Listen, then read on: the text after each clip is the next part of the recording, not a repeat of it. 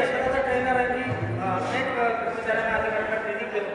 त्या ट्रेनिंगमध्ये सुद्धा सांगतो आमच्या आयसीडीएस महिला बालकल्याण विभागाची जी स्त्री आहे त्यांना सांगतो की स्त्रीवर अन्याय करणारी ही स्त्रीच आहे.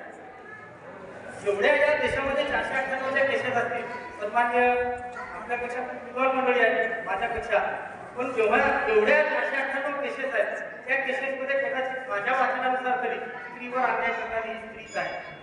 मग स्त्रीवर अन्याय करणारी स्त्री आहे तर स्त्री ही भेदभाव करणारी सुद्धा स्त्रीच आहे. मुलगा आणि मुलगा भेदभाव करणारी सुद्धा ही स्त्रीच आहे.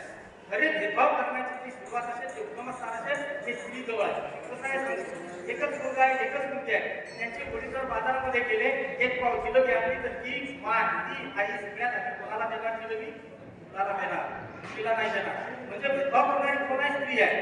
आता आपल्या या आजच्या काळामध्ये मुलगा मुलगी समान, स्त्री पुरुष समानता हा भाग आपण निश्चितच चांगल्या प्रकारे या ठिकाणी आपण दाखवत आहोत. परंतु तरी सुद्धा आपल्या मनामध्ये कुठंतरी असा एक पॉईंट आहे अजूनही भेदभावाचा, आणि हा भेदभावाचा पॉईंट आपण काढला पाहिजे.